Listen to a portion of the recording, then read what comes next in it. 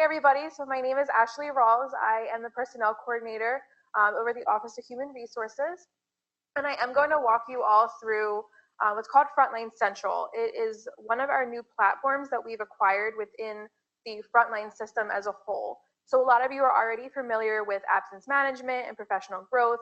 Any new hires would be familiar with recruiting and hiring, which is the new application system. FrontlineCentral is really going to take all those systems and encompass it into one, basically an electronic personnel database. So instead of a lot of paper personnel files, a lot of that's going to be electronic now.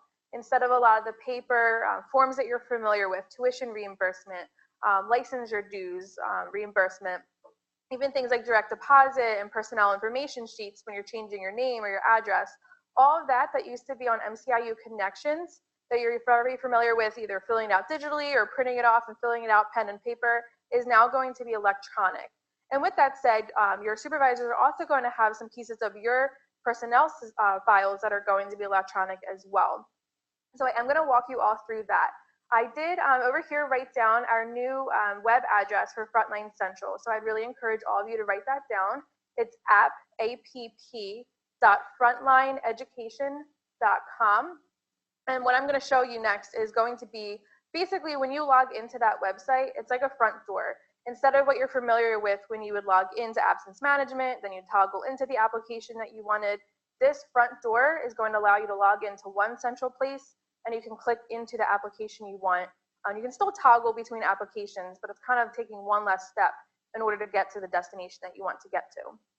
So if I log in, like I said, with that front door, you are going to, if I didn't already log in, you would see that you can click into FrontlineCentral or absence management. When you log into FrontlineCentral, you are going to see that you are taken immediately to your dashboard. Your dashboard will show any forms that are in your inbox. The forms that are in the inbox are forms that you have either been sent. So perhaps you reached out to Human Resources and said, hey, I'd like to make an adjustment to my direct deposit. We can then send you the direct deposit form, and it's going to show up in your inbox. Or if there's any forms that maybe your supervisor that you need to sign off on to approve because your employee submitted something like for tuition reimbursement, that would be in your inbox as well. If you scroll down, you'll also see that not only would it be in your inbox, but it's also going to show up directly on your dashboard under My Forms. You can click to show any details of certain forms. If there's a packet that was sent to you for information change, again, that would be like your name and address change.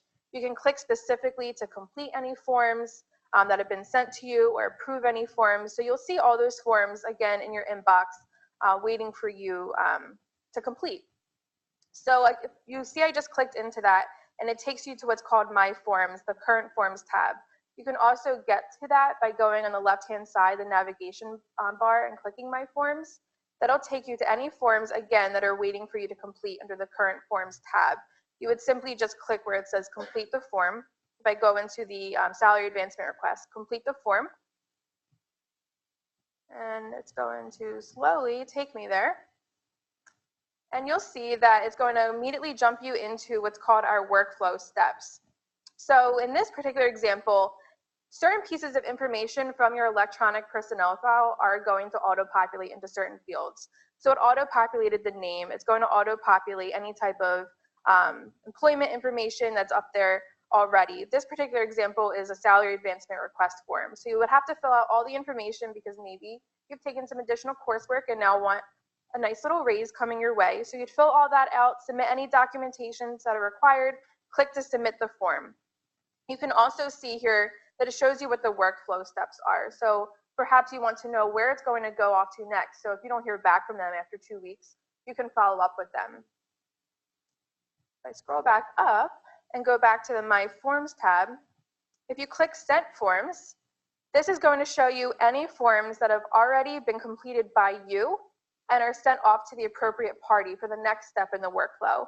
So if I click this one, tuition reimbursement approval, I, as the employee, have already submitted my part. So now I can scroll down, and you can see once it loads that everything that I'm supposed to submit, I've already filled out my part. And now I can see when my supervisor still hasn't signed up or signed their part. So I can go back to them and say, hey, you need to complete your part.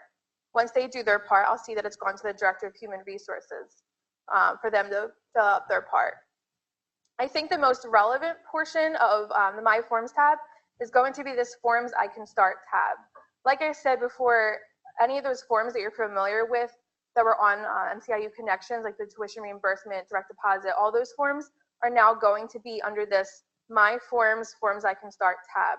What I would recommend is that you immediately sort by A to Z so that you can easily find the form. You can also use the search bar and search for the form. But you're going to see that a lot of the forms are up here, like assignment preference forms. Those are separated based on offices because they have to go to your division director as well. Any calendar revisions, comp time, OT requests, direct deposit, tuition reimbursement is on here as well. And you can see there's a lot of tuition reimbursements. So you're going to want to hover over the tuition reimbursement just to make sure that you're filling it out for your specific group. With all the different groups that we have within MCIU, each group receives different amounts of reimbursement. So it's very specific to your group, the instructions that you need as far as what you can get for reimbursement, what you need to submit, things like that. So there's 2 steps now. You submit the first form to get approval to begin your coursework so that you can get reimbursed for that. Once you finish your course and now you want to be paid out for that reimbursement, you can see there's that separate form for request for payment. That's the form that you would fill out. You're very used to just showing up to HR and handing in the transcripts, the bursar's receipt.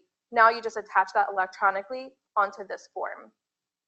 So I'll show you, if you click into this, one thing, just a little FYI, don't actually click the form name. I know it's hyperlinked. It's something I'm working on with Frontline to kind of give my feedback to get them to change. If you click the form name, it just takes you to a preview form. So you can't actually do anything with it. You can't complete it. Nothing's going to auto-populate. It's just previewing what would be required. So you specifically want to click where it says start this form. So I'm going to start a tuition reimbursement form. It's going to take its time.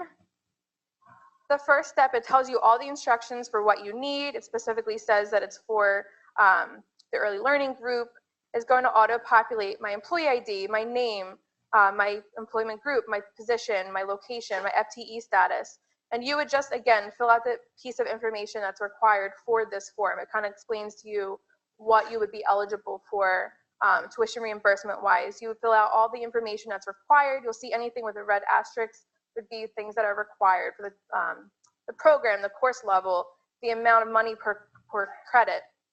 You would submit it, and like I said earlier, it's going to route into that workflow for the supervisor and the director of human resources to sign off for it.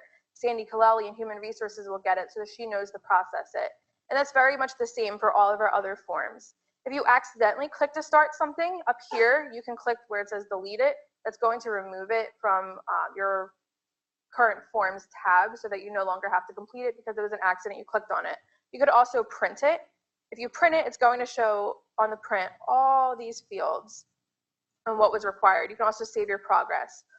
Once all is said and done with the form, you completed everything. It went to your supervisor, they approved it. Now it's finalized. Every step has been completed. When it comes over to your electronic personnel file, it's going to, if it says access denied, it should, I'll have to show you again. It is going to auto-populate, it will auto-populate into what is going to look like a nice PDF. Hopefully this will work again if I click it, but everything is going to auto-populate into a really nice PDF. So you're not printing out all those different cells. It'll auto-populate, here we go, third time's a charm. So it'll auto-populate into this really nice form. So then you can circle back to human resources and say, hey, my tuition reimbursement request was approved. Can you please print off or send me the actual form? Instead of sending you a form with all those cells, it's really big and not very pretty, all that stuff is going to overlay into a really pretty PDF, and I can just print this off for you. That's a little cool change with that as well. So even though you're filling it out in the massive cells, it's going to auto-populate into this really nice image. So let me go back to the main screen. Again, like I said, you can search. So if you are not just sorting based on A to Z, you can search tuition, and it's going to pull up all the forms that are associated with that name for a little ease of access. The other piece, if you go on the left-hand side and click where it says My Profile, this is going to be that electronic personnel file that I referenced earlier. So you're going to see a little snapshot on the side, your contact information, your status, your assignment, your supervisor. more detailed information on the main screen as far as your address and your contact information, personal email, work email. At the top, if you click employment, it's going to show you your hire date, your seniority date in the system, your department, your supervisor. You can actually click and show your supervisor history. So maybe you got a couple of promotions and you want to see who supervised you 10 years ago. You can see that. You can see your status, if you took any leaves, or maybe you resigned and then came back to us. You'll see that history. Again, you'll see your assignment information as well. One thing I do want to point out with this, so it says your sick, personal, and vacation balance are at a 0. That is because as much as we want Frontline, all the systems to communicate with each other, they don't. So absence management is your most up-to-date information for your leave balance. Because as you know, when you go and you put a sick day, it automatically docks it. On FrontlineCentral, as the way it's set up now, I'd have to go and say, oh, so-and-so took a sick day, let me manually delete a day. It wouldn't be very productive. Same with the pay. We get raises every year with the new fiscal year. We should get raises every year. That as well, I'd have to manually update that. So you might think that you get paid nothing for what you do, but you don't actually get paid nothing. It is going to say 0, but as we all know, we do get paid. Otherwise, we wouldn't be here. It's also going to show any credentials. So if you have any licensure information that's in the system that was uploaded, pulled from our e-finance system, that's going to show as well. And lastly, the emergency contact. I'm not a mom, even though it says I'm a parent. This is my dog that I use as my test employee. So I am technically her parent in the system. So it'll show your contact information as well for emergencies.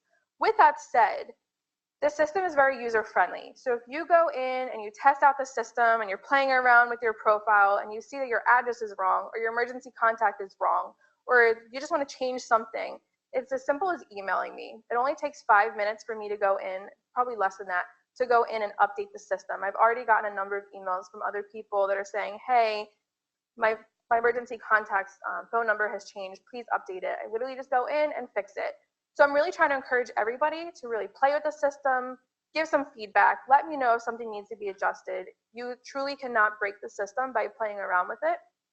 And like I said, it takes less than 5 minutes for me to make that update to your emergency contact. So everybody in this room has access to FrontlineCentral already. Everybody's been sent the user guide, the frequently asked questions guide. So everybody should be able to go in and kind of play around and just give me some feedback. Especially as you navigate the forms, the feedback is crucial because a lot of what I've seen and what I think makes sense as a user end, as you guys, winds up not making as much sense. And that, again, is only about 5 minutes for me to make that adjustment. And a lot of people have already given me their feedback on that. So that is FrontlineCentral in a nutshell. It's really user-friendly, and like I said, I encourage everybody to play around with it.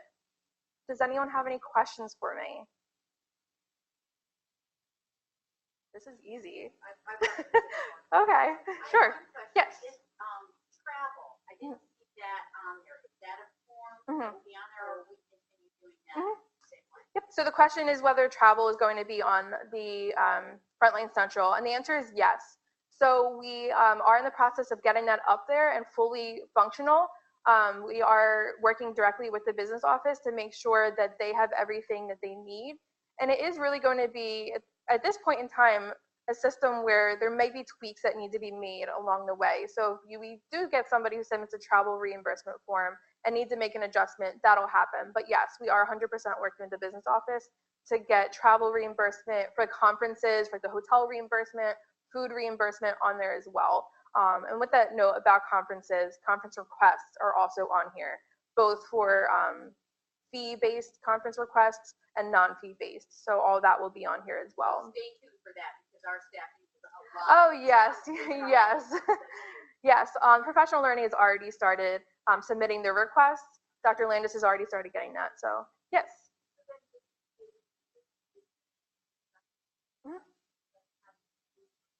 Yep. So the question is, can you scan receipts and all the documentation you need for reimbursement onto the form? And yes, you would just scan it, save it to your desktop as whatever file name, and then there will be a link or a little button that says upload documents, and you can upload anything that you need to supplement your submission. Yes?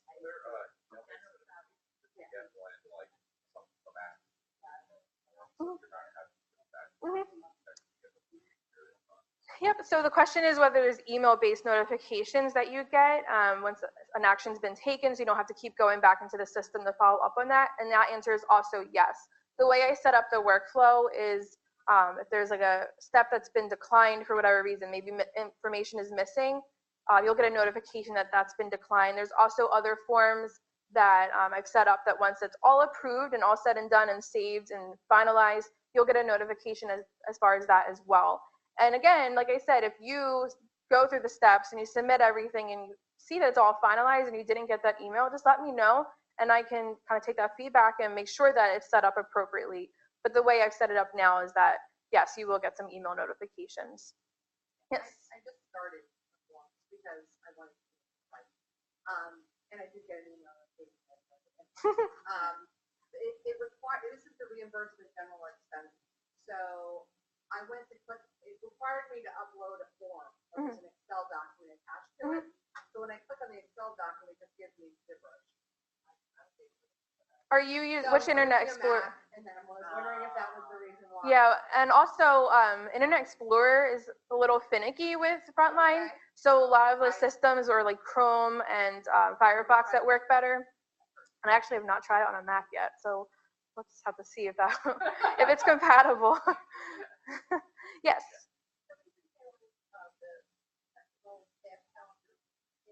Mm-hmm.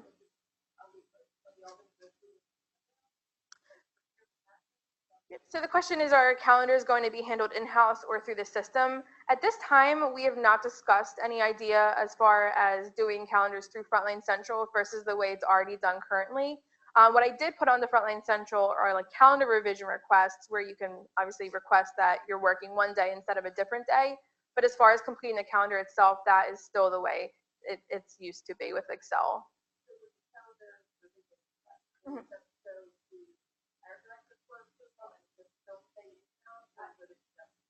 I was thinking we'd ask for that. Because we do it. Yeah. No. That's kind of. Yeah. We don't send those things out. We keep going. Yep, the way it is now is that all the calendar revisions are kept in-house with the departments. So the form as it's set up right now is just that an employee goes in, fills it out because they need to change their schedule around, and it just goes to the supervisor. Human Resources has access to everything, so we can go in and pull it because maybe we need to know that information for whatever reason, but it's not like reverting back to the way it was a couple years ago where HR handled it, at this time at least. Any other questions? All right, well, best of luck with it. Like I said, please send me some questions and feedback once you do play around with it, and I really hope you all have a great school year.